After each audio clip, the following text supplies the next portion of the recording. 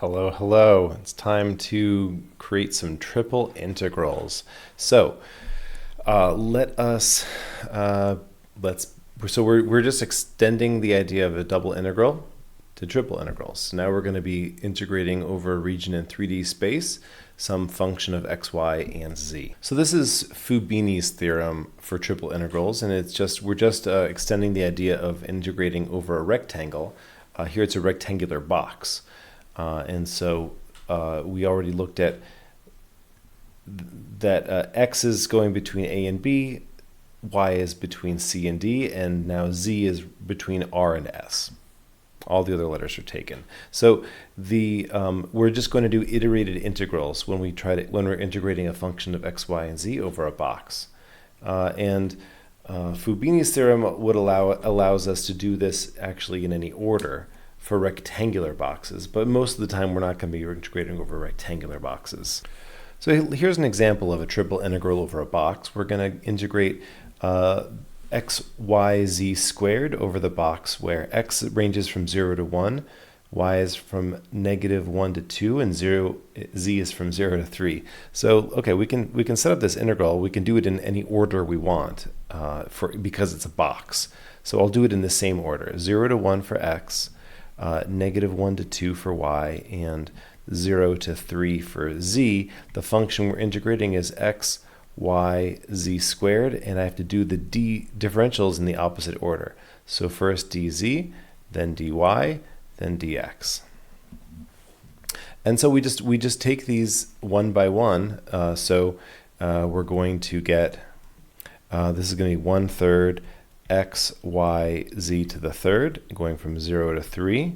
And the nice thing about that is that it's just we're going to plug a 3 in for z.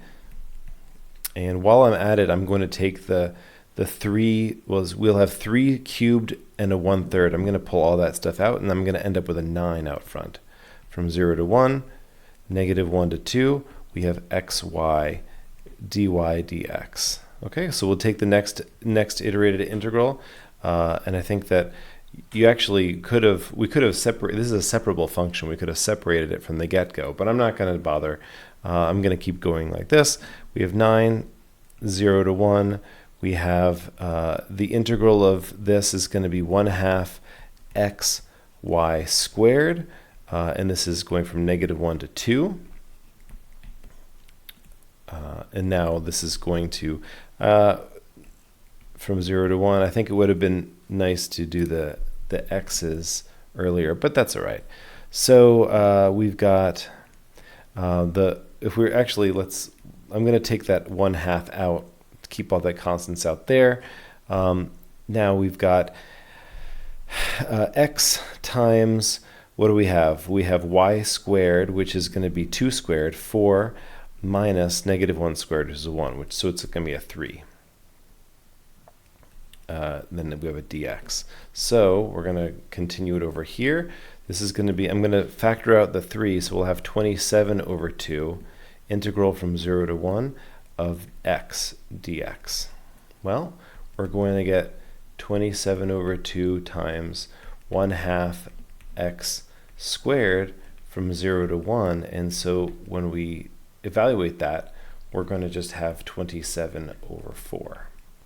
So when we're doing a triple integral over a general region, where the region, like kind of the shadow of this region in the xy plane is d, and d is defined as either you can have, okay, so if we have now a region in 3D space where the kind of the shadow of this region, so this is our region E in 3D space, whatever it is, the shadow of this thing is can be defined either in terms of x and y. So if you were looking at this as, I didn't draw this as a nice little function, but so suppose that like either in the x direction it can go from between a and b, and then we have the functions g2 of x and g1 of x are going to be like the the upper and lower bound functions in the x direction, or you could go from C to D. So this is like the region D, where we have, I don't like this because it's not a function. So let's just say, yeah, we could have this function here was h2 of y, and this is h1 of y, where you are going between the h's. Either way, the idea is that you have some like lower bound and upper bound functions. This is u2 of xy, and down below it's u1 of xy. So those two surfaces bound the region E, and maybe you have they don't have to meet each other necessarily on the boundary, but the way you set up the integral is this. So you have the integral of the function f over this 3D region is going to be, you're going to have the constant bounds first, whether it's x or y. Then you're going to have the function of just that one variable x, and then inside you'll have the function of the two variables x and y. The idea is that each integral within, each iterated integral layer within can have all of the variables at its disposal that are outside of it. But this way, you're going to be losing variables one by one by the time you end. Let's see an example of this. Okay, we're going to integrate over the region E of the function z. E is the solid tetrahedron bounded by x equals 0, y equals 0, z equals 0, and x plus y plus z equals 1. So what I'm going to do is I'm going to think about in the xy plane, what are the boundaries? So x equals 0 is this line. This is x equals 0. This is the xy plane. Y equals 0 is this here. And z equals 0 is the xy plane. And so we can think about where does this, so this is going to be above the xy plane. X plus y plus z equals 1. Where does this intersect the xy plane? Plug in 0 and find out. X plus y equals 1 is where this intersects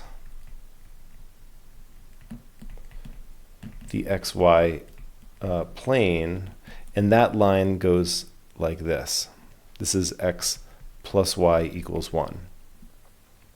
All right, so what I have now is my region D in the xy plane, and I have the upper bound, so my upper bound function of x and y is going to be where I can rewrite this surface as z equals 1 minus x minus y. It's 1 minus x minus y. That's like the upper bound function. That's the top layer of this tetrahedron. The lower bound function of this thing is just going to be 0. I can choose x or y to be my outermost. I'm going to choose x. X is going to go from 0 to 1. And then y is going to go from 0 up to this line. And the line is y equals 1 minus x, right? So it's going to go from 0 to 1 minus x. And then my z values are going to go from 0 up to 1 minus x minus y. Integrating z, then dz, dy, dx. Use substitution methods. Okay, so first round, we're going to go from 0 to 1. Okay, 0 to 1 minus x. Okay, so we're going to just get z 1/2 z squared times going from 0 to 1 minus x minus y. dy, dy, and dx. Which is, of course, 1/2 is out here, 0 to 1, 0 to 1 minus x. We've got 1 minus x minus y squared, dy dx. Now the integral of this with respect to y is going to be, well, if you look at this, the antiderivative, we would be 1 minus x minus y to the third, and you'd have a 1/3 here. When you take the derivative, it would get negative. So actually, you have to put a negative here to counteract that. And we're going from 1 to 1 minus x. And then we still have this outer integral, 0 to 1. So I'm going to actually take the negative 1/6 out here, 0 to 1, and this is from 0 to 1 minus x, sorry, not 1 to. I'm going to replace the y with a 1 minus x, and so what I'm going to have is actually, so what we would get would be, you have 1 minus x minus 1 plus x to the third minus 1 minus x to the third. In fact, this part here is just 0. So what we actually have is 1/6 integral from 0 to 1 of 1 minus x to the third dx. Take the antiderivative of that, we're going to get 1/6 times 1/4 times 1 minus x 0 to 4. Oh, sorry. It's to the fourth, 0 to 1. It's actually going to be, we're going to get a negative 1/4 out of that. But in the end, this is okay because when you evaluate this at the upper bound, it's going to be 1 minus 1. So in the end, it's going to be, you're going to get just positive 1 over 24. That's it. Not so bad. All right, so let's think about this. We want to evaluate this integral. Now here we're going to, if we've changed around the, we don't have to always have the z be bounded by functions of x and y. We could have one of the other variables bounded between functions of the other two variables. So you just got to figure that out. Let's evaluate this integral over this region E. It's the region bounded by y equals x squared plus z squared in the plane y equals 4. So y equals x squared plus z squared is a paraboloid. And it's going to be, it's a paraboloid that that opens, like roughly, let's just look at a little sketch of this thing. In the y direction, it's going to open like this, right? And so this is what this is at 4. This is the region E that we're talking about. So we want to think about the bounds on these variables. So what's probably going to be helpful for us is to let y, so y is going to be, y is between 4 and x squared plus z squared. Because of all the squares and everything, I think it's going to be helpful for us to talk about this region D in polar coordinates rather than rectangular coordinates. So so I am going to have my outer integral, my inner integral going to be when I'm going to convert my x's and z's into thetas and r's. So my r is going to be r squared is going to be x squared plus z squared. That's the conversion I'm going to use. And so my function is actually going to be just the integral of r, and I have dy integral from 4 up to r squared. And the region of integration is this circle where theta is going to go from 0 to 2 pi, and my radius is going to go from 0 to, oh, I'm sorry, it's going to be the radius, yeah, this would just be from 2, -2. So it's going to have a radius of 2, not 4. A radius of 2 is going to do the trick. Oh, you know what? I just realized I flipped these around. The paraboloid is the lower bound of this thing. Yeah, and so I'm going to have my r dr d theta over here. So this integral here is going to just be an integral with respect to y, but after that I'm going to do polar coordinates. So 0 to 2 pi, well, there's no thetas anywhere. Might as well just evaluate that as a 2 pi. 0 to 2. Okay, what is this integral? This is going to be 1/2 r squared from r squared up to, oh, no, I'm sorry. it's just ry from r squared up to 4, right? And then that we have the r dr d theta. Oops, the d theta we just evaluated. So it's just r dr. So what do we have? We have 2 pi times this integral from 0 to 2. What we're going to have is 4r minus r to the third. But this is all times this r. So actually, let's make this r. Oh, I won't skip steps. r dr. This is 2 pi integral from 0 to 2. We've got 4r squared minus r to the fourth dr. All right.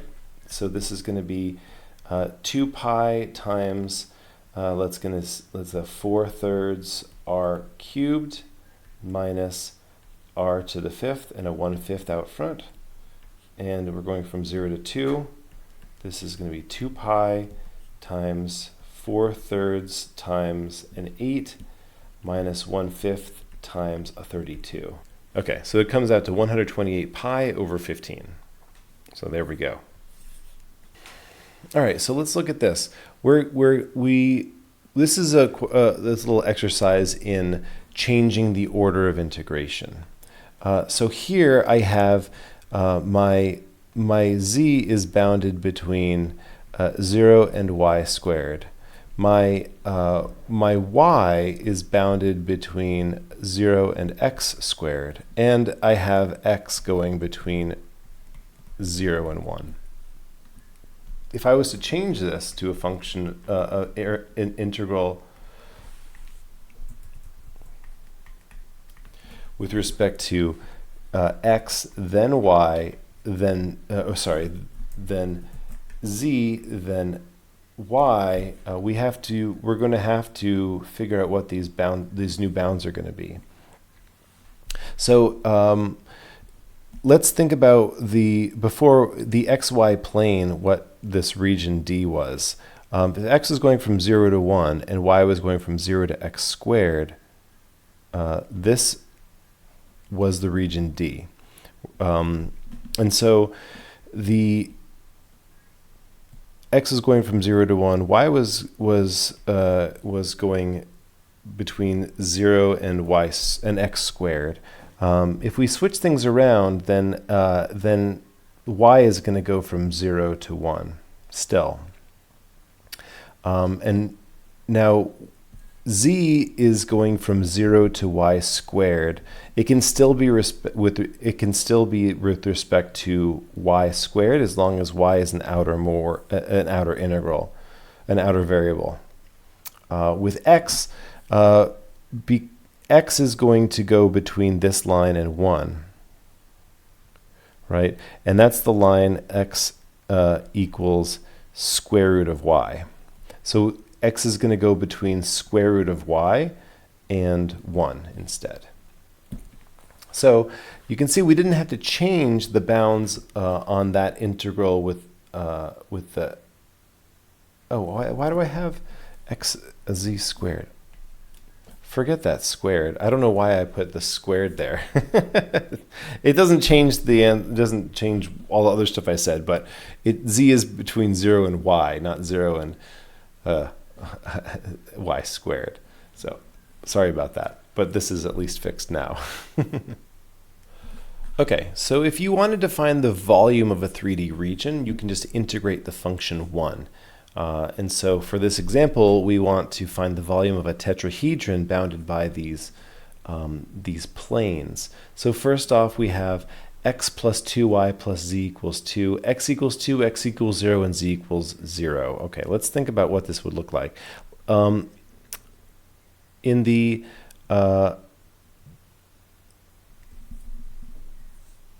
x equals 0 is here, and x equals 2 is here. In the xy plane, let's think about what this would look like. Because this is bounded by z equals 0, it's going to be, I think, above the xy plane. Let's look at this x plus 2y. Let's plug in 0 for z, and let's see what the boundary is on this. So we got, when x is 0, we've got y at 1. Because you plug in 0 when you get 2 times y equals 2. When x is 2, you have y has to be 0, so it's going to be here. So this looks like the boundary on the xy plane. This is our region D. So the line here is the line 1 minus 1/2 x. Let's see if we could do it in a couple. We could that's y equals 1 minus 1/2 x. You could also write it as x equals 2 minus 2y, which I kind of like a little better because it doesn't have a fraction involved. So what I'm going to do is I'm going to have y going from 0 to 2, and I'll have x go from 0 to the line 2 minus 2y. So we're slicing up, the x value is going to go from, oh, I'm sorry, I did this wrong. The y goes from 0 to 1, not 0 to 2. Yeah, so I'm slicing up D in these horizontal slices. Z, on the other hand, is going to, we have to write this as z equals 2 minus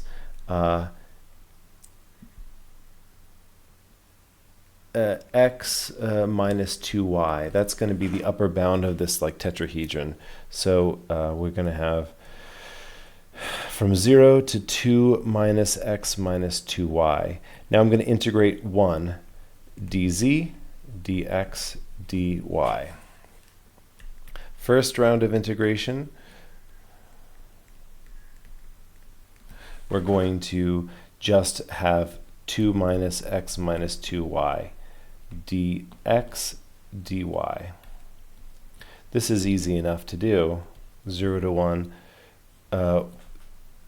we have 2x minus 1/2 x squared minus 2xy, from 0 to 2 minus 2y, dy. We do have a little squaring happening, but that's okay. We will survive.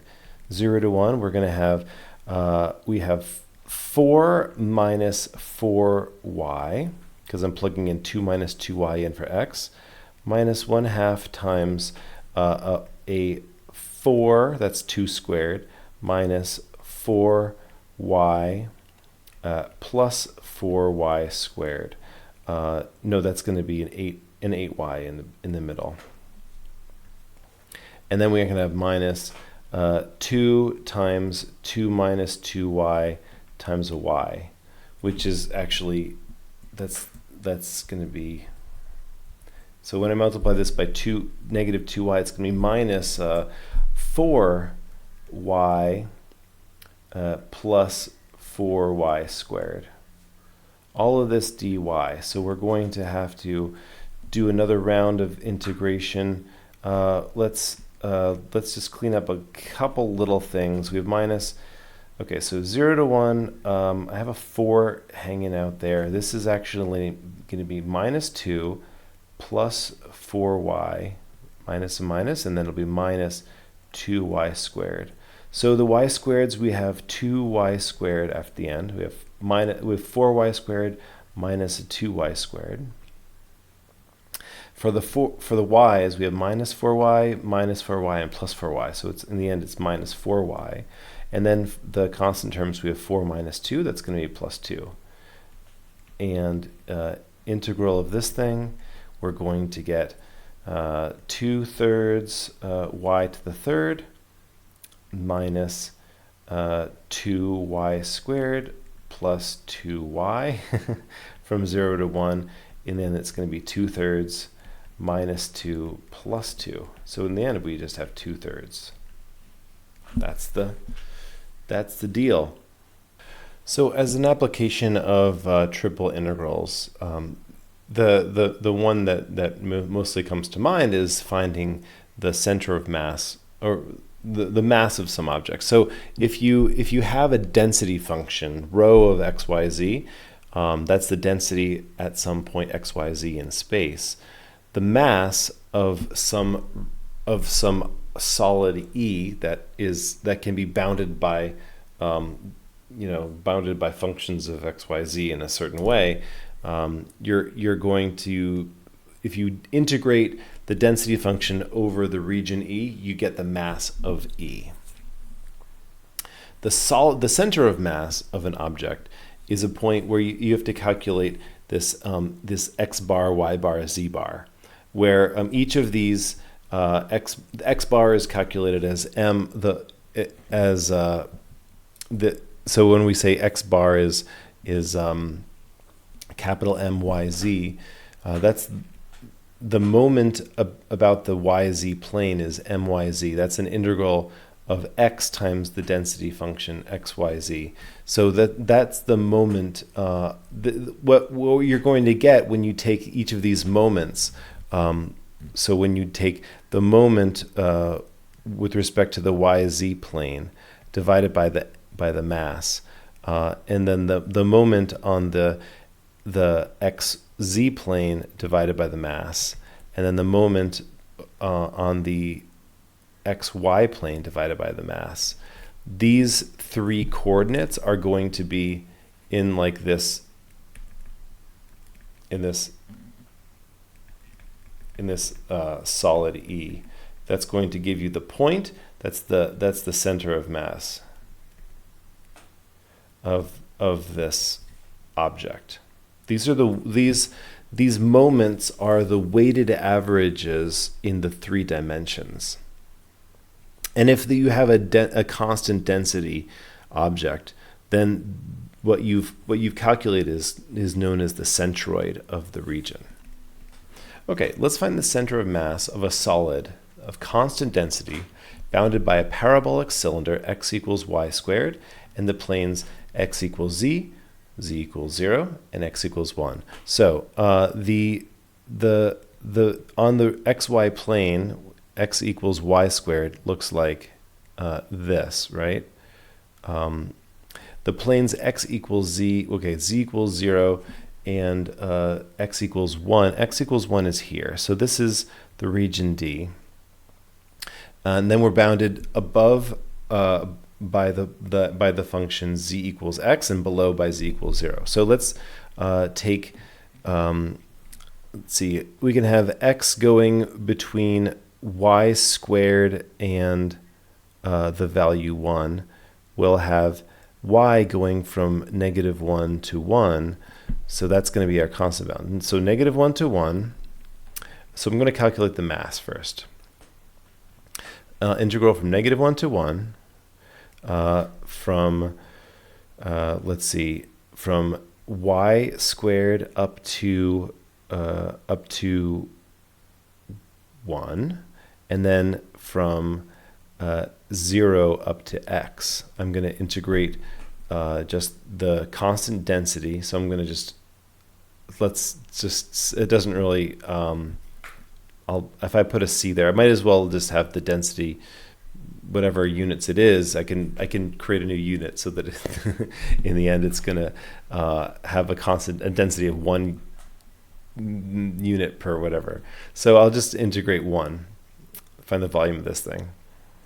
And then I'm going to have dz, dy, dx. Okay, so this is going to be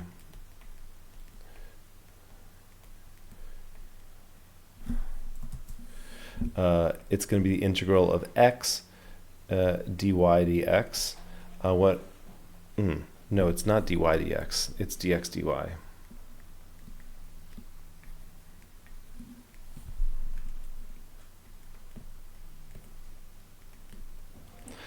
Okay, so the second round of this, we're going to get the integral from -1 to 1. We have x 1/2 x squared going from y squared up to 1.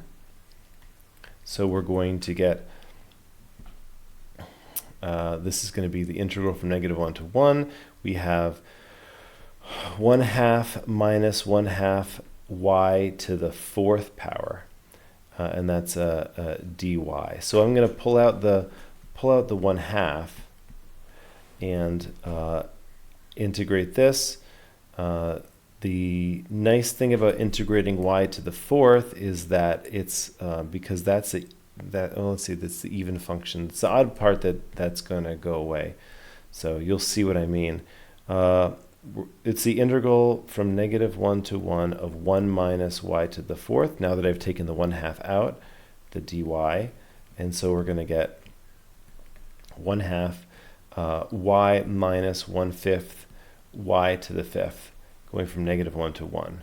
So this is going to be 1/2 of 1 minus 1/5 plus or minus -1 plus minus a minus, which is going to be minus another 1/5.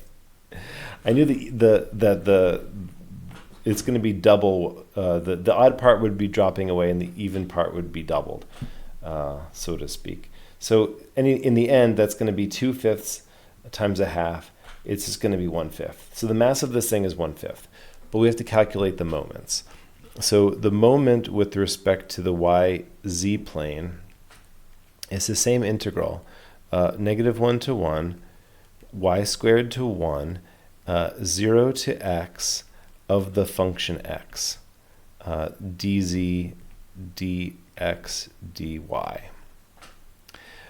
So this is just going to, I'm going to probably cut out some of the work, because it takes some time. But okay, so we're going to get x squared dx dy, and so we're going to have -1 to 1. We're going to have 1/3 x to the 3rd from y squared up to 1, which is going to be 1/3 times integral from -1 to 1. We get 1 minus y to the 6th dy. So this 1/3 is going to be out there. We're going to have y minus 1/7 y to the 7th. The nice thing about this is because I'm sorry, I made a mistake over here with the mass. 4/5. This is going to be 1/3 times, let's see, we have 1 minus a 7th, and then it's going to be doubled. It's going to be plus 1 minus another 7th. So we've got 6/7 times a 3rd. It's going to be what? 6/7 plus 6/7 is 12/7. 12/7 divided by 3. That's actually 4/7. So far we found little m is 4/5. We found myz is going to be 4/7. And if we continue this, mxz is going to turn out to be 0, because if you look at this function, because the density of this thing is symmetric over the xz plane, and the region is symmetric over the xz plane. So the center of mass in that direction is going to be 0. Anyway, you can calculate that with the integral, and you'll end up getting myz is 2/7. So the center of mass, it's going to be 4/7, 0, 2/7, and that's going to be everything divided by 4/5. So multiplied by 5/4.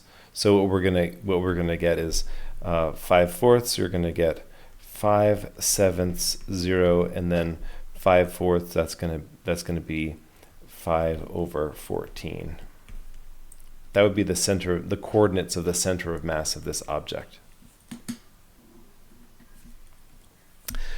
So that's going to be it for our our dive into triple integrals. And we're going to be extending this, kind of looking at examples where some of the region might be better described using other form of coordinates. So we'll look at those examples in the next lesson.